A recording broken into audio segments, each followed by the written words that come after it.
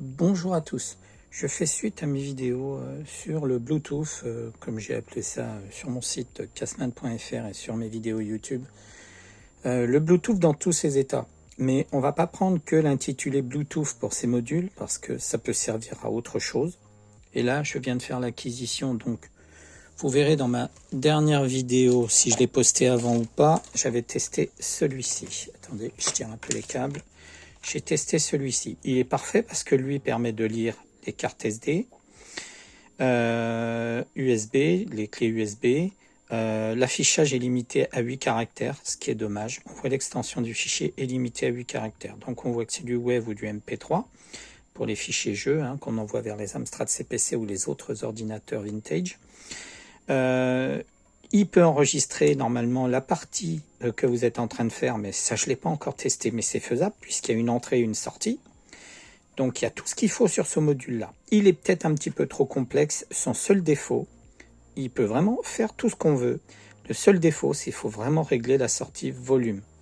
Parce que la sortie volume est trop forte et on a tendance à avoir un son qui crachote. Si vous le mettez au maximum, le son envoyé vers le CPC crachote et ça ne passera pas. Donc on est obligé de faire un réglage du volume.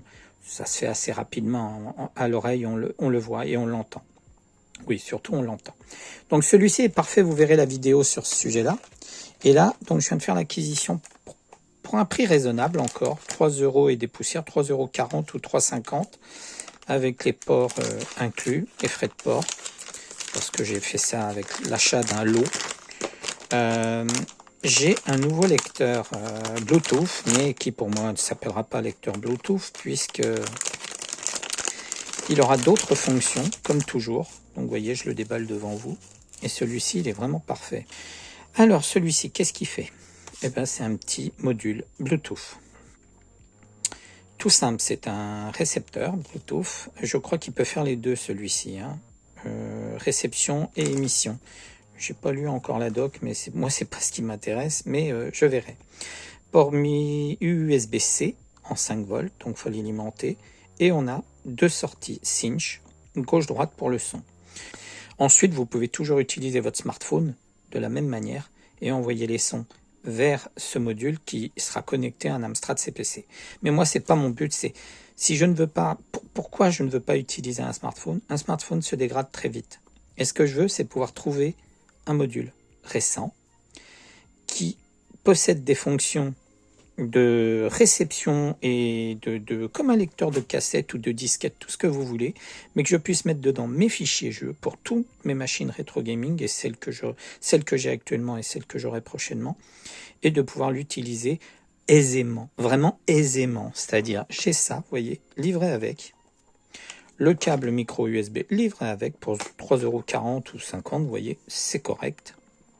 Il y a des modules qui coûtent 20 ou 30 € et qui n'auront pas cette adaptation que je vous montrerai après. Donc ici, on branche les deux connecteurs Cinch. Ici. Hop, très simple. On défait ça. Je vais le connecter à mon Amstrad CPC. Sur le connecteur qui a été créé à cet effet pour recevoir les sons qui viennent de l'extérieur. Voilà, il me faut une alimentation pour le module. Bon, il n'a pas d'alim interne, mais c'est pas grave. Le câble est parfait, il est assez long. Voilà, je vais utiliser mon chargeur. Hop. C'est un 2,4 ampères. Alors, est-ce que j'ai une prise de dispo? Oui, il faut que j'enlève ça.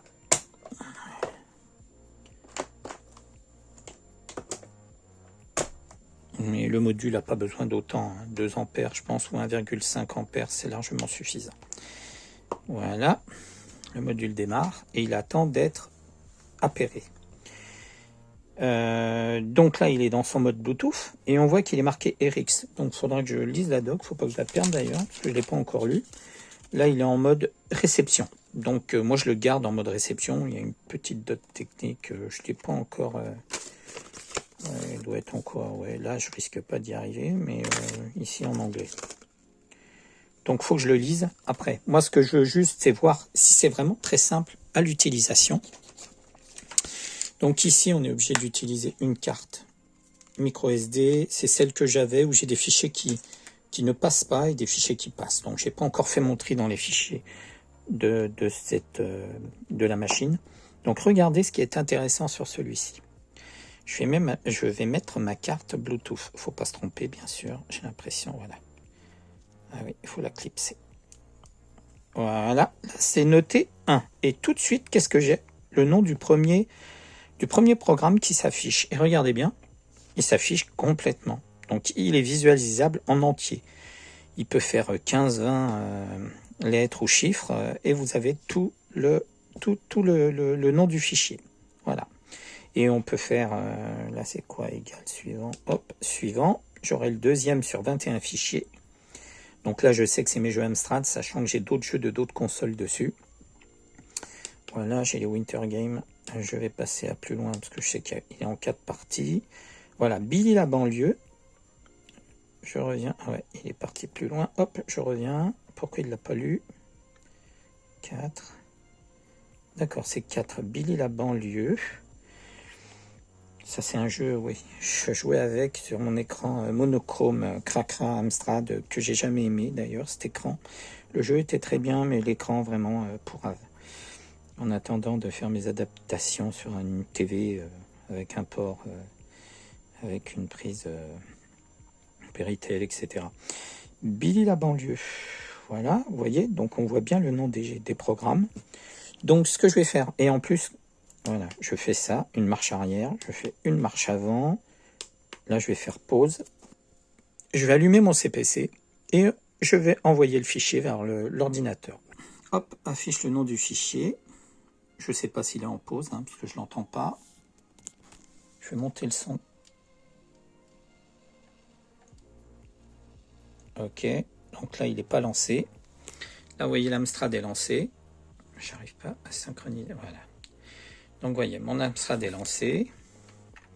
Je lui fais son contrôle entrée et enter.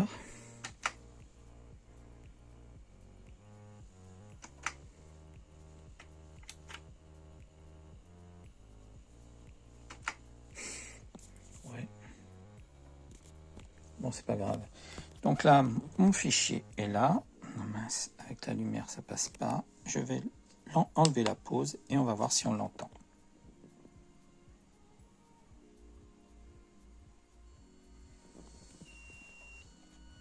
Regardez le son.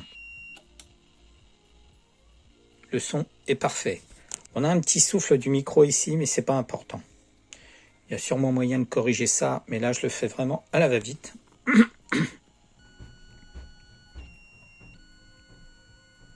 Je veux vraiment faire une petite vidéo, toute simple, qui vous montre pourquoi je m'entête avec tous ces petits modules. Mais comme je dis, je pense à l'avenir. Et bientôt, les cassettes, les lecteurs, tout ça, ça va être compliqué de réparer et de trouver des cassettes audio fonctionnelles. Donc, il faut commencer à passer au futur, à penser au futur, donc avec des modules comme ça, qui s'intégreront sans problème, vous voyez. On pourrait le poser sans problème dessus. Et franchement, par rapport à tout ce que j'ai vu sur le net, à moindre coût, le jeu se lance sans problème, il n'y a pas d'erreur.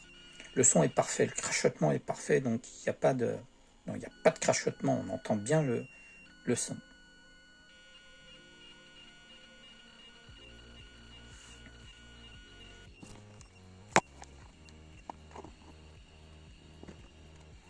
Et là, vous voyez, on a une entrée auxiliaire. Une entrée, donc. Donc avec ça, on peut faire quelque chose aussi. Bon, le programme est long à charger, comme toujours. Donc voilà, ça fonctionne, vous voyez. Bon, là, j'ai une vieille Alim que j'ai utilisée. Elle a des petites zones de perturbation, mais l'image est propre. Donc, vous voyez, ça fonctionne parfaitement. Je vais essayer un autre jeu, mais franchement, il n'y a pas eu de bug. C'est passé au premier envoi de fichier.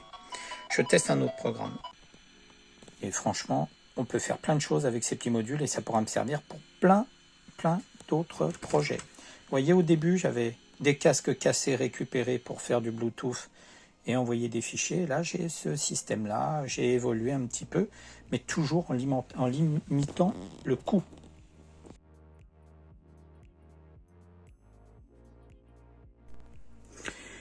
Bon, ma micro SD que j'utilisais pour mes fichiers étaient corrompus. Enfin, tous les fichiers que j'avais mis dessus sont quasiment tous corrompus. J'avais que 2-3 fichiers qui arrivaient à être lisibles et qui se lançaient. J'ai testé ça sous Windows. Là, je reprends une autre clé USB. J'ai copié tous mes fichiers. Donc voilà, je recommence. Donc, vous voyez, vouloir faire un tuto rapide, eh bien, ça marche pas. Donc, il y a bien plusieurs modes. J'ai baissé le son pour l'envoi du son vers l'Amstrad.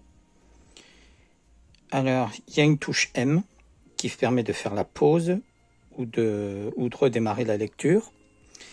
Cette touche-là permet de baisser le son, je crois, oui. Quand on appuie longuement dessus, ça baisse le son.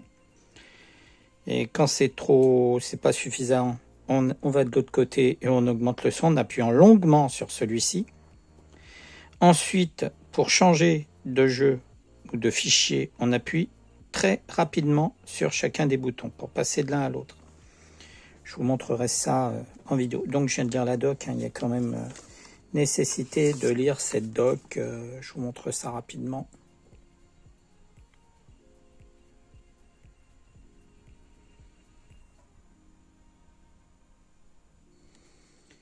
Après les pages suivantes. J'essaye de ne pas trop bouger.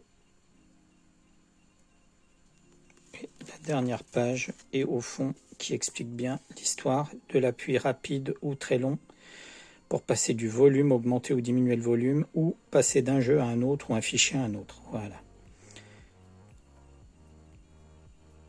Je vous montre pas l'autre côté parce que l'autre côté est en anglais, en chinois.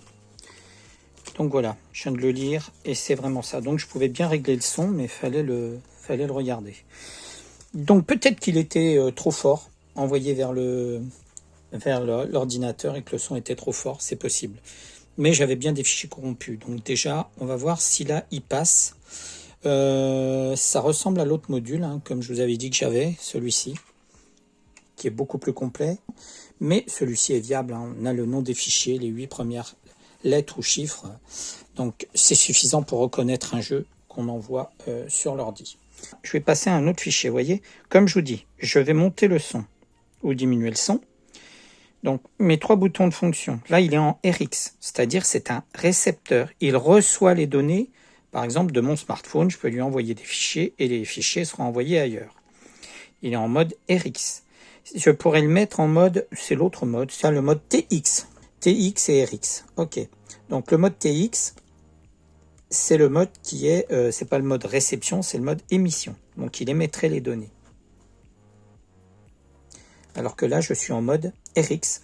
Il reçoit les données. Donc il reçoit les données d'un smartphone, par exemple. Donc c'est bien un module qui fait les deux, qui a les deux fonctions. Donc voilà. Moi, je l'utilise pour l'instant en mode RX. Donc, pause. Si j'appuie longuement sur ce bouton, regardez, voilà, je suis passé, je réappuie longuement, hop, hop, voilà, je change le son, le volume sonore. Mince, voilà, là il est reparti à 0. Je vais appuyer longuement, voilà, je monte jusqu'à, voilà, vous voyez, on peut monter jusqu'à 30, je crois. Oui, c'est le maximum. Je vais le descendre à 20, parce que j'ai vu que ça passait sans problème à 20, mais bon, c'est vrai que c'est le fichier. C'est le fichier qui fonctionnait entre guillemets, hein. Donc il faut que j'en essaye un autre. Je suis à 20. 20% du volume sur 30. Maintenant, je cherche des logiciels, enfin des programmes. Vous voyez, ce qui fait, c'est que quand j'appuie très rapidement, je passe de l'un à l'autre.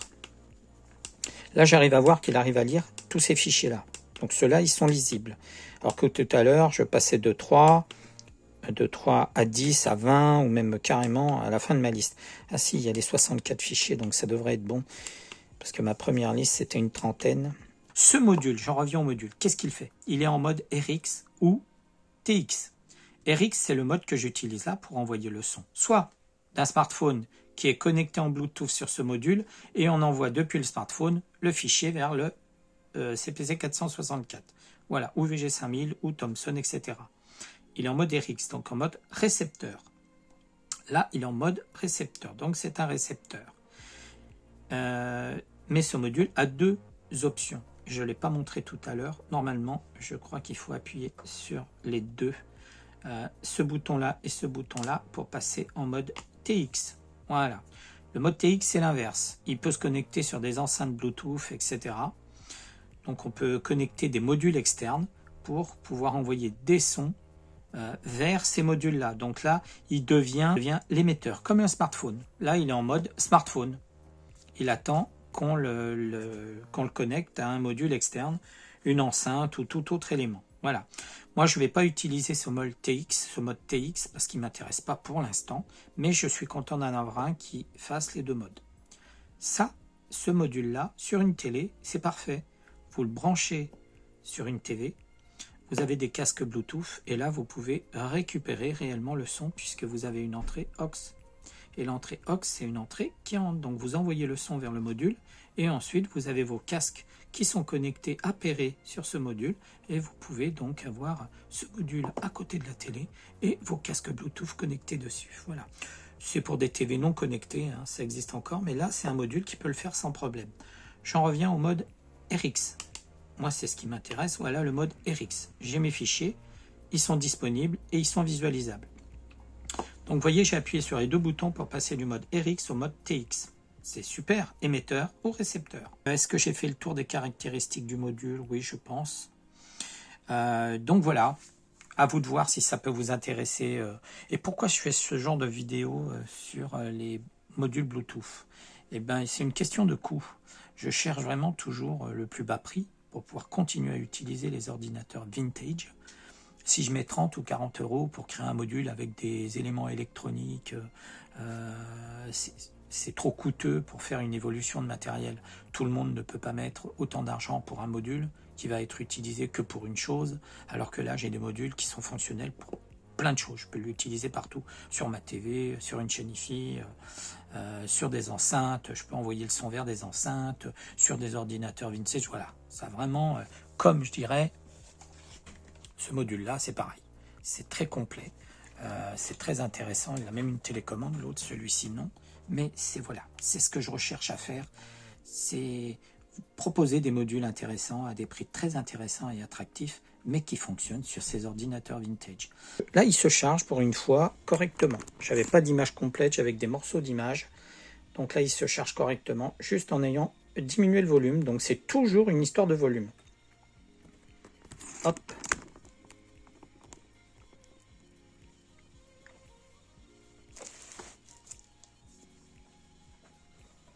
Bon, je mets en pause et je reprendrai quand il aura terminé. Alors voilà, je viens de le mettre en pause et j'ai bien la confirmation que c'était bien dû au volume sonore envoyé vers le CPC. Donc, vous voyez, celui-ci, je le mets à 20. Le son passe parfaitement. Je vais vous montrer. Ce jeu, je n'arrivais pas à le lancer, qu'il soit en Wave ou MP3. C'est Krafton. Je crois que c'est ça. Hop. Là, vous voyez, je peux choisir français. Alors, je ne sais même plus quelle touche on utilise depuis le temps. Voilà, mais le jeu se lance sans problème.